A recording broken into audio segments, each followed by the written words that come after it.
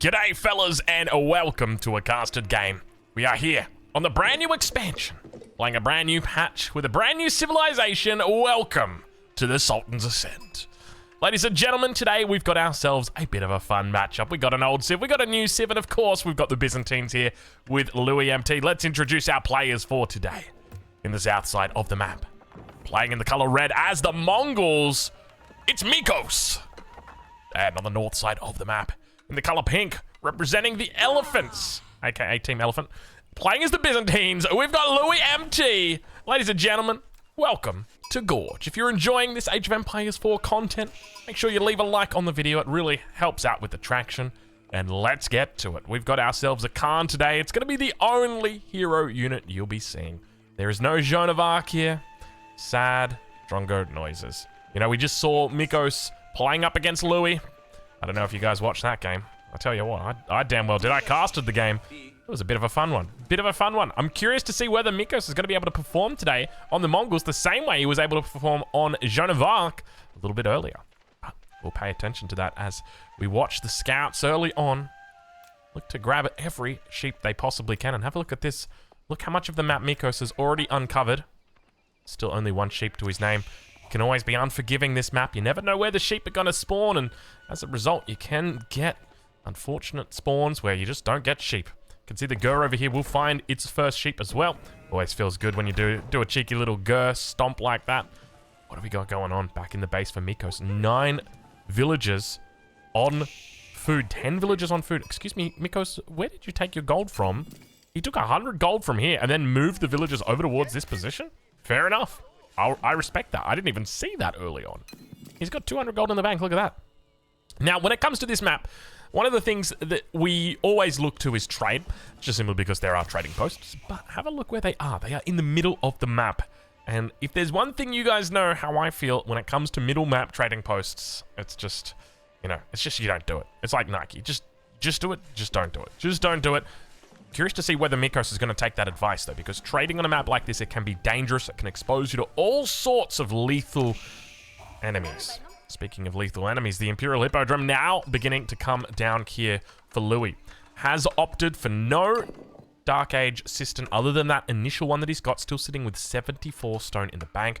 Remember that these hippodromes, when they are completed, will provide a very decent amount of stone as well, 32 stone. So you can always utilize that early stone there. You can just pretty much ignore the stone outcropping early on if you really want to, but you get plenty of passive stone through as the Byzantines. And you can see he's doing well early on with gold coming in as well. Might be looking for an early wheelbarrow. Could be an option for him. And that age up is coming through for Mikos. Have a look at this, a very slow age up. What's the deal with this? Hold on a minute. Is he going for a second TC? I think he's going for a second TC. Have a look at this. This is... I don't think I've seen this before. This is a pretty wild Mongol build order that we are seeing early on in this game. Not something that you often see. Definitely an uncommon opening coming out from Mikos. One villager on the landmark. Only... How long does it take? Let's have a look and see. 3 minutes and 10 seconds. So let's say you throw that down at, say, the 3-minute mark. That means you're aging up at 6 minutes 10. That's not particularly quick, but he is technically rallying towards the landmark. We can see that there was a rally point out there. I don't know whether he looks like he may have shifted it, but very, very curious. Now, keep in mind, the Mongol town centers a little bit more expensive than the average town center. Most town centers will cost you that 750 resources, but keep in mind there are a number of factors there. Number one, you need to pay for a mining camp in the first place. So that's technically, you know, 450 plus 350, so you're talking 800 resources. And you also have to pay for a lumber camp, which is 850 resources, whereas here you do get the Gur for free, and quite often we do see town centers... Hello.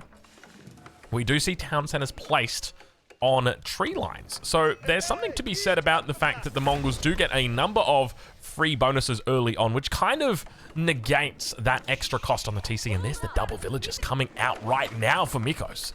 I'm loving this. I am loving this opening. Have a look at this. We have got ourselves a real true blue opening. But have a look. One thing to note, he's still nowhere near that 900 wood mark. So second town centers for civilizations like the English are happening right now. Like right now, you've got a second town center coming online for the English. You can see how much slower the Mongols are compared to it, but there are a couple of factors here. Of course, we've got pastures. Now, granted, he's only gone for these pastures because he had a bit of a lack of sheep early on, so it was only natural that he went into them, but it's more of an economic style that he is playing here, and I'm curious to see how many TCs he goes up to. We have seen players before, Crackety here, I'm looking at you, who opt to go for up to 3 Mongol TCs, and up against the Byzantines today, I mean, he's going to be playing into an element of late game strength, that is for sure. The Byzantines, one of the stronger late game civilizations, have got a number of things going for them. Lamet and I, obviously, definitely, you know, an incredible late game unit. Synergizes very well with the Olive Grove, very well with the Foreign Engineering Company. But we do now see enough resources in the bank, and the town center will come down on the deer here in the front. Have a look at this age-up timing. He has really kept it clean here. Slowly working towards it. Now villagers migrating out. Where's he going with this? I think is he going out for the deer hunt? Doesn't really look like a bit of a weird angle. Is he thinking about taking it over to the enemy side of the map? Because now going to be looking to scout out as that age-up comes through just before the 6-minute mark. Slowly but steadily, these deer are getting taken out. He wants to make sure the Khan is not going to be able to snipe away any of these deer, or push them away, rather. Not snipe them out. And you can see he's got 4 on this side, 2 on the top side, 1 on the bottom. He'll be A-okay. Villager now going to have to head on out of here. You can see he has got that attack speed arrow about to come through as well, so he can look to dish out the dirt if he needs to. Second TC on the gold. 10 vills still on wood behind this. This looks like it may be a third TC in play. Both players moving towards that second TC. This is quite the curious opening, because normally one of the common things that you see in this situation. Oh, did you see that? One of the things that you do see in this matchup is early aggression. You see both players look to try and put on the hurt. Of course, there's an advantage for both of them. Number one, for the Byzantines, you know, trying to tower rush them, it's kind of scary, and I think that's part of the reason why Mikos is avoiding it. We've seen it before with the Byzantines, and one of the things you've got to be very careful of. Tower rushing the Byzantines can be painful, and that's because their Lamet and I have the ability to reduce your incoming range damage by 50%. Now think about that. If you've got a tower, you've got 5 units inside it, 5 spearmen, and you're trying to fight out against your opponent, you pop all your spearmen inside the tower, congratulations, you're doing 6 damage with each arrow, that's 30 damage, and they're reducing it from 30 damage a volley down to 15. And that means that they're able to survive. I think it's 6 volleys it works out to be, which is kind of ludicrous when you think about it. Anyway, it is, there's a reason why he's opted instead today of going for that early age 1 rush instead. Going to be looking to play it a little bit more passively, and we've got ourselves a really passive game here. Wheelbarrow coming through for both of these players. Double broad axe as well for Mikos on the Mongols. Mercenary House going to be coming down for Louis MT. Now remember, when it comes to these guys and their strength, their power levels, Louis MT currently rank number 2 on the ladder. This guy, he has climbed his way from the depths of being, you know, back in the day, I remember Louis MT, it was like, he's a good Chinese player. He was one of the best, like, only Chinese, when I say Chinese, I'm talking about the civilization, I'm talking about his nationality. I mean, he's always, I think he's pretty much always been the best Chinese player. Maybe with the exception of, like, the very beginning of Age of Empires 4, but one of the most dominant, definitely. And he kind of, like, branched out a little bit, started learning other civilizations, and now he's actually, you know, doing very well in tournaments. Nice little job with the Khan, though. Mikos continuing to put on the hurt here. You can see, the reality is all that Louis needs to do in this situation is train a single horseman. A single horseman stops this completely. And you can see how annoying it is to deal with.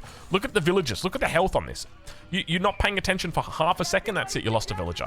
2 seconds, you've lost 3 villagers. There is a lot of pain underneath it. Look at this thing, just continues suffering, trying to bait the Khan in towards this angle. Horticulture improved. Oh, God. It is happening. Ladies and gentlemen, look at this. Oh, it's happening. We are getting one of the Kanoki builds. This was a theory from Kanoki quite a while ago. He said, look, Drongo, I'm going to be honest with you. I think Mongols' improved gathering upgrades are overpowered. That's what he said to me. He said, I think they're that good. He said they're really, really good because instead of 15%, it's 22.5%. So you can stack these gather rate bonuses, as an example, specialized pick. You can stack this with acid distillation, which is the level 2, and then stack it with something like the... Oh, God, don't tell me I've forgotten the name. It's all right. It's all right. I can press T on these villagers. The Step It Out. The Step It Out, because you've got that 50% static bonus with the Step It Out that gives you 50% of your gold. So the faster you collect... Oh, my Lord, look at him go. Look at him go. We've seen that a couple of games now in a row. So essentially the argument is this. Your step redoubt is giving you 50% more gold generation. So the faster you can collect that gold, the sooner, or the more often you can take advantage of that. That's essentially the argument.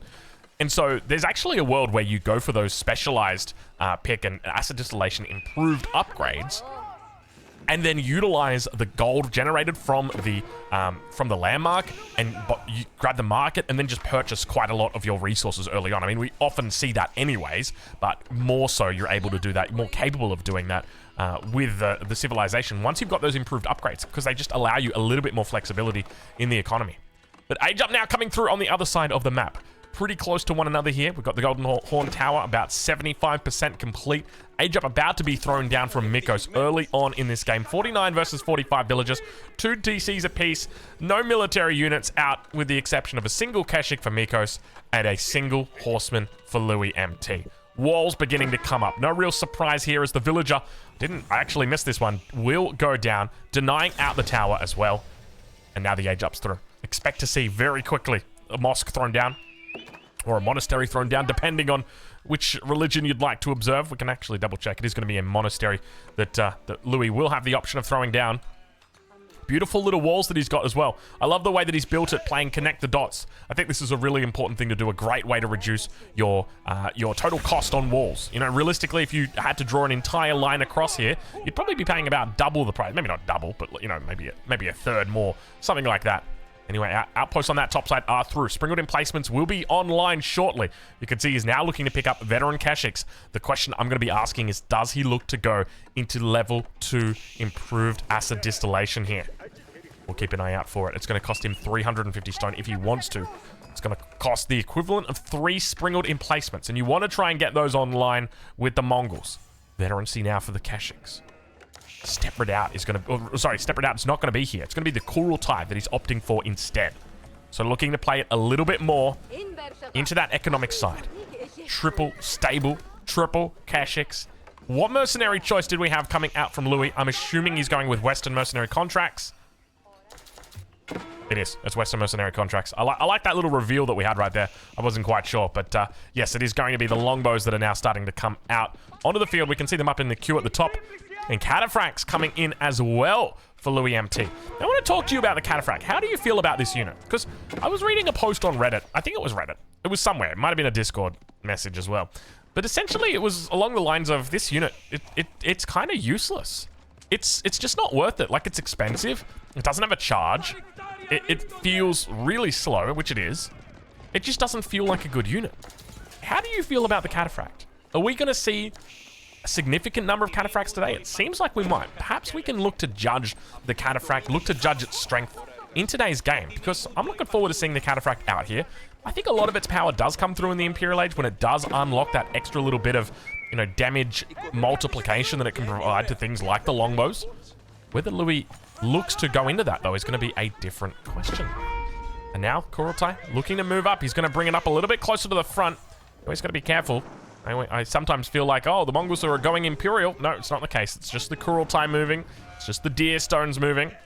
And now looking to force down that outpost. We can see the emplacement never came through. Was just looking to utilize it for some early line of sight. No emplacement on this north side either. But is starting to... Hello. Hello.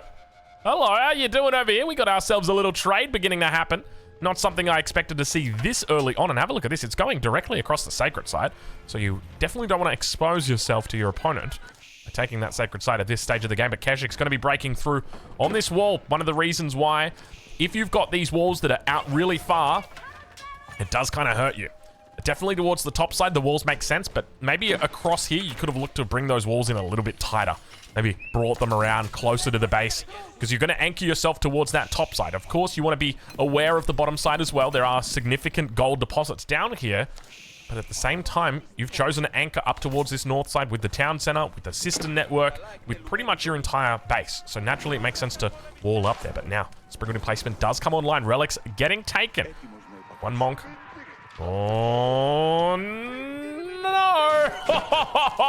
Right at the doors, and catches the villagers on the wrong side. That's going to be 2 villagers. That's going to be 3 villagers. That's going to be 5 villagers going in favor of Mykonos early on. At the same time, a little bit of a raid gets shut down on that backside, but early on, Mikos comes out to a bit of a lead. 15 minutes into this game, we'll switch it over to income, get an idea of where these guys currently sit. It looks like about 1,500 together, 2,800 for the Mongols. On the other side here, well and truly behind. Does have a pretty decent berry income, though. You're looking at 1,200, 1,750, 1,850, call it 2,000, 2,400. So pretty even Stevens when it comes to it. And look at this dirty, cheeky, sneaky little shaman coming up, snatching away the relic, and he says, don't mind me, I'm just going to call that 3. Fair enough. Fair enough. I will allow it. I will give you the... I will allow it. I will permit it. Keshiks still behind enemy lines. It's a little bit hard to distinguish between the red and the pink on the minimap, so I do apologize. We can technically change the colors from red and pink to red and blue, but it is bugged. I'll show you what I mean. So if I hit this magic button right here, it's going to turn Louis MT to blue because we're watching on Louis' perspective. You can see his units have got blue health bars, red health bars over for his enemy, but as soon as we switch perspective to his opponent, now all of a sudden Mikos is the blue one and the red one is Louis. And I don't know about you, but that just kind of throws me off a little bit because I love to switch in those perspectives. I love to get a bit of an idea on where they're going, but you know what? Let's keep it for now. We might keep it. I'm just going to stop changing the perspective, or at least I'll try and stop changing the perspective. Keshiks now looking to try and break down the wall. We can see the repairs or the heals coming through here. Louis going to be making an attempt to keep it up and alive. The numbers here not the best for him. He does have units across the map. You can see him. Where are they? I can see the numbers really starting to push quite high, but it looks like on this front, the ledge connector together with the Lamentai will be able to hold the fort, and you can see the Cataphract does cop a fair bit of damage, but still manages to hold it down. Kurultai going to be forced away and does the right thing, gets out of there quickly, but at the same time on that south side, more villagers do go down. He's taken out a total of 8 now in this game, and I tell you what, I like this blue versus red. Maybe we should do this more often. I kind of like it. For me, it's probably one of my favorite color matchups to see, blue versus red. I don't like it when they're close, like teal against green. Oh my lord, can't stand that one. Or what is it? Yellow against teal, I think, is another difficult one. Pink versus red. That's a tough one. That's a tough one. And I wish, as I said, I wish I could change it, but unfortunately, you don't always have the option. But we'll go for it today. We'll keep it real. +1 ranged armor through, +2 ranged armor coming on the way here for Mikos.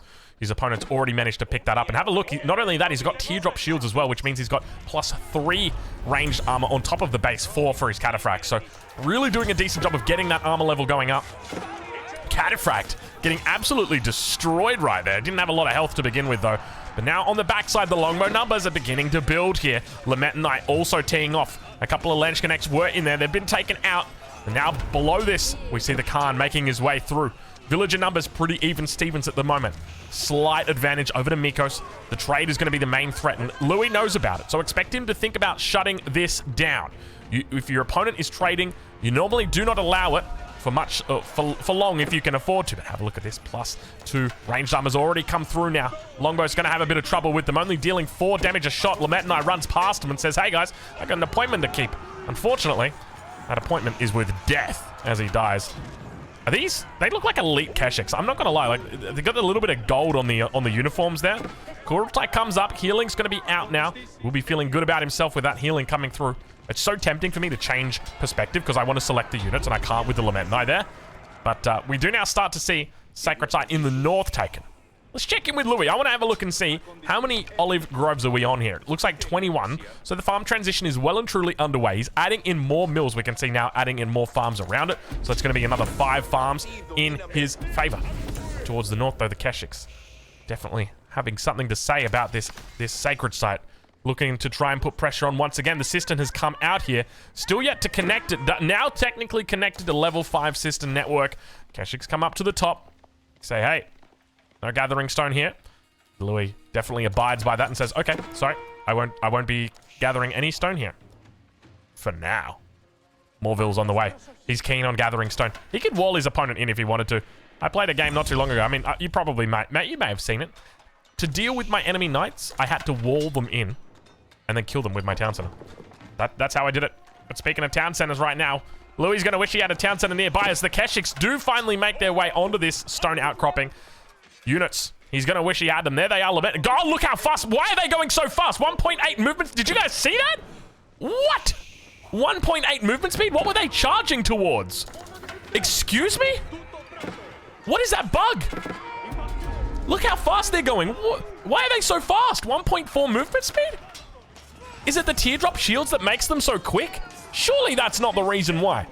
That is absurd. Look how fast they are. 1.4. That's faster than a palace guard. In the middle of the map, though, we've got ourselves another fight unfolding. The Lamentinai holding on for dear life. Longbows forced to kite away. Keep in mind the longbows are pseudo crossbows. They do plenty of damage against these armored units. Technically, it's only 4 damage, but you got to remember when you've got plenty of longbows, 27 times 4, you're getting close to a one-shot there, which is basically a crossbow when you think about it. So that is something key. And speaking of key, we've now got a keep that begins to come up here for Louis MT. Mangonel in placement, hits the front line. He says, get on out of here and go on, get. The Kurultai packs up and says goodbye. Sacred Sites in the north. Stone walls coming up as well. He wants to try and force this shaman out of here, and I suspect he probably will be able to do it. Still towards the middle, you can see those Lamentinai getting some good charges off there. And once again, looks like these Keshiks will be thrown away. We got ourselves a little bit of a Keshik spam. Getting denied here. Mikos with 6 Keshiks in queue. Interesting composition by Mikos. He's really not playing in... The most common composition that we see at this stage of the game is the spearman crossbow combo, together with that push in the middle that most commonly has the springled emplacements. That's the big one that you often see. It's a big one you often see out of the Mongols. A bit South African right there for you. Yeah, that's the most common one that you see. But, yeah, not happening today. And now, a distinct lack of crossbows for Louis on the Byzantines, which could work against him. We can see that Mikos here only focusing on those armored units, but the longbows still shredding through. The question's going to be about whether they do enough damage throughout this. You can see they just don't have enough to get that one shot in on these units. And the Khan might be going down here. Khan. He's not going to fire. He's not going to kill the Khan. Doing decent damage, though. Able to snipe out those armored units. You can see right now that reinforcements to continue to come in. He's got 30 longbows. Lanchkanek going to be moving forward here. He's got to make sure he keeps these back. You want to really retain this mass of longbows. It's so hard for you to build them up as the Byzantine. So imperative that he is able to escape from this position, and you can see he's once again able to do it.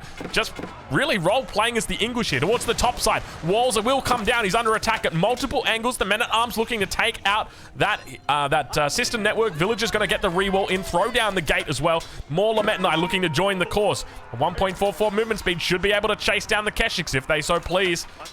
Meanwhile, towards that middle of the map, he's got to be careful. He's got to be so careful. He's pushing into no man's land right now, and there's a lot of Keshiks on this map. Oh, Louis, don't do it, Louis. Fall back, Louis. Get away from that position. Varangian Guard also out here, going to be able to help him out a little bit, but once again, he's lost 19 workers this game, Louis MT has, and I feel like it's only going to be more as he continues to push forward. The fact that there's no wall with a gate here is really, really bad for Louis, because if he pushes slightly too far, he will be overwhelmed completely, and we can see the Keshiks now looking to make their way towards that central location, cognizant of that threat of the longbows. Want to make sure that they are ready spaghetti indeed. Look at them go.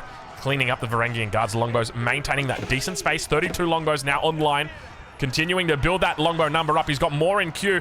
Still enough Lamentinai here just to hold for the moment. You can see he's almost able to one-shot the Keshiks. Beautiful little spread. Got to be underneath the keep here, but keep in mind, even though the Mangonel emplacements here, it's armored units, so he doesn't really care. And now going to be breaking through towards that backline. What I didn't anticipate was he was just going to ignore the keep completely. Mango Shot comes out, able to take out one of those Keshiks, but now the villagers become the next target at ground zero. Things are not looking pretty right now for the Byzantines. Louis scrambling to make a defense. Majority of the woodland's been eaten out already. Probably not the best use of words there. It's been chopped out already, chopped down already. So the villagers have moved on to greener pastures, but the Lamentinai still doing a decent job. He's really doing a great job of just chasing these around, making sure he's staying on the case of Mikos. Military Academy now going to be coming through for him. He's built up a 20 villager lead at this stage of the game. Mangonel also going to be coming through. He knows he needs to deal with these longbows. The longbows are becoming a huge threat for him, because if these longbows maintain their presence, he's just going to start one-shotting the Keshiks, one-shotting the men-at-arms, and that basically means it's good game because your opponent's so easily able to take out those units.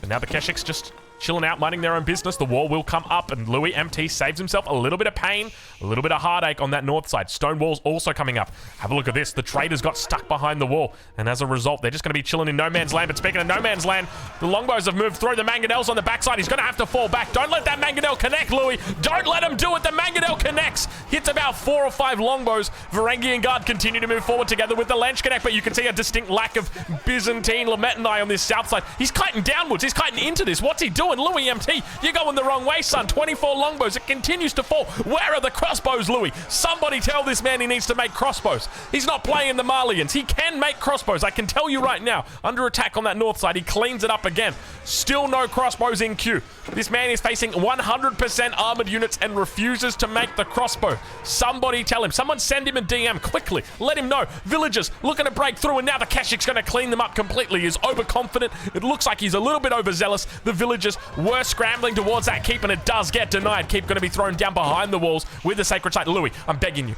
please. Not only can we get crossbows, can we just get a wall in the middle here? Wall it up, throw a gate down, and call yourself lucky, all right? I'm not going to call the macro police on you because this is not a macro mistake. This is a skill issue, Louis. You be better than this, Louis. Be better. Now Lametanai looking to try and chase the Kashyyyks through the center of the map. Kurultai continuing to get moved forward here. We see it behind. Slowly going to be healing up these units on the backside, but once again, the Kashyyyks go through. Please, Louis, don't do me like this. Where's the onion defense? Where are the walls? Louis MT, oh my lord. Finally, someone sent him the DM. Finally, he got the message. He got the memo. Please tell me, don't tell me this. These are his first archery ranges, by the way. These are his first ranges. He fought 26 minutes against Mikos, and he said, boys, I don't need crossbows. Stop telling me I need crossbows. And at the 26-minute mark, he finally listens and he says, yeah, I guess crossbows could potentially work in this situation. Maybe. And he switches. He throws down four archery ranges immediately. Expect to see crossbows up here within seconds. Forces back the Kashyyyks once again. He's broken through a wall on this top side, but he's managed to repair it. Imperial Age. Oh, no. The Khaganate Palace. Oh, no. Ladies and gentlemen, it's been a while since we've seen this bad boy right here. The last time we saw this was a Mongol Fast Imperial video we did back in, when was that? September, maybe? Maybe October? When was Fast Imperial? You guys remember all the Fast Imperial rage that kind of hit the servers? Everyone was doing Fast Imperial. We saw like Delhi Sultanate Fast Imperials for the tower elephants. Oh, they were the good days. Khaganate Palace. It looks like the white stupid to me, but apparently it is the Khaganate Palace. Does come online, and Mikos reaches the Imperial Age. Kashyyyks running through the base. Elite upgrades immediately on the way through. He's looking for elite Kashyyyks, elite men-at-arms, and +3 ranged armor. Can you guys smell that? Yep. That's crossbows. They got that real. It's like a musk. A must. Yeah, I remember watching a Post Malone interview, and I think somebody asked. It was like one of those, the Google search interviews, and someone asked, "What does Post Malone smell like?" I think that was it. And Post Malone's like, "I don't wear deodorant, and girls have said I've got a must to me, but I don't smell bad." And I was just like, bro, I respect you as an artist, as a person. You're amazing, but we gotta wear deodorant. We got it, man. It just builds up. I don't know. Maybe I'm just speaking from my own experience. I just know if I'm like 15 minutes without deodorant, my body's like, hey, everybody, you smell like a crossbow. Oh, those poor crossbows. Anyway, more keeps coming up in the middle. Oh, you finally walled it. Louis been listening. I tell you what, I think Louis got Drongo on in the background here. Elite Knight on the field as well. Tithe Barn's coming through. Keep in mind, Mikos has picked up 4 relics this game, so that's going to be extra juicy here. Can I just say as well, I love Post Malone. I went to see him live. I had tickets to go see him live recently, but because of the newborn, we actually had to cancel, which sucks. But yeah, we saw him live earlier this year. He was amazing. He was great. We got to see him with the Red Hot Chili Peppers. Love me some Chili Peppers. But have a look at this. You know what else I love? Big raids. Louis MT, once again, going to be losing out villager count here. Plenty of villagers over on this east side. It looks like the majority of the vills will get to safety, but plenty of them do get slaughtered in the battle of the 29th minute. Towards that middle of the map, though, the crossbows have finally arisen. The cataphracts come through immediately onto the back line. He says, hey, Mango, how you doing? Cleans them up completely. The Mango goes down, and at the front, look at the power of the crossbow. Well. If it wasn't the guy who said go crossbows, The problem is, Louis, I don't think your onion is strong enough at this stage. You continue to leak. I mean, we just had leaks all game right now. We're leaking. We need to call a plumber. We need to get somebody in here. You can hear those crossbows teeing off. He's looking for the elite contract. We'll be able to find it shortly. Keep in mind, it is coming in very quickly for those elite longbowmen. He's got 14 of them out. Nesta Bees joins the battle. He says, well, you took out the Mangonel. How about the Nesta Bees? Try that one for size. No cataphracts here. Falls back to the keep. Still got the struggle going on in the base. Mikos has been over him all game. There's a 50 villager difference between these guys, not to mention the relics on top of it. Mangonel in placement isn't going to do much. 30 minutes into this game, it's starting to look like it might be Migos's. This is getting exciting. Oh my gosh, I tell you what, an upset is always a welcome addition. Second Nesta Bees joins the party. Unfortunately, it looks like he is not invited though, as this is a party for only one Nesta Bees. It is Nest of Bee. There is a single bee, a single nest. Can you imagine how lonely that nest must be if there's just one bee in it? Do you reckon it's a male bee? It'd have to be a male bee. I saw this thing on Reddit. I mean, I see a lot of stuff on Reddit. It's a video, the male bee, he does his thing, and then he just dies. That's it. He does what he was destined to do, and then he just falls to the ground, dies. Poor guy. It kind of sucks, right, man? It's not as bad as the praying mantis. I think it's the praying mantis, right? They're the ones that, like, quite literally eat their partners. And that's kind of wild. That's Jeffrey Dahmer. That's a whole nother level. Anyway, third TC rather, going to be thrown down for Louis. Louis realizes, you know what? 80 villagers to lose in a single game is quite a bit. I think I need to supplement these villager losses. Maybe another town center makes sense. Streltsy going to be on the way for him shortly. More longbows joining out. He's got the cannon in placement. Boiling oil thrown down on these units, and you can see Mikos does not care. He continues to pump units, 140 eco units at the moment. Absolutely none of which are traders, or at least I take that back. There's a single trader that's just kind of chilling out right now. He's with John Cena. He's in the back of the limo. He's got the ice cream out. He is Bing chilling. Nesta B still working its magic. Really, at this stage of the game, Louis is in trouble. I don't think he's coming back from it. I mean, he's got 13 crossbows, 3.4k gold in the bank, but I don't think that's going to be it. I think he's in trouble. I think he's really having it right now. Louis, his base is flooded completely. Now we start to see these units making their way throughout. I mean, at this point, Mikos can't even find villagers to kill. There's 74 on the map. Streltsy are out, looking to try and dish out damage, but I think this is going to be it. Elite upgrades still yet to come through for our crossbow, even though we got plenty of resources in the bank, and Louis at 32 minutes is struggling right now. We can see those battering rams dealing with it, and that's going to be it, ladies and gentlemen. The game gets called. Mikos knocks out rank number 2 in this game. Fellas, I tell you what, an absolute wonderful one here. Make sure you check out EGC TV this weekend. It's happening 15 GMT. Be there or be square Saturday and Sunday. I want to see you guys all there. I want you to see you saying g'day. Bye-bye.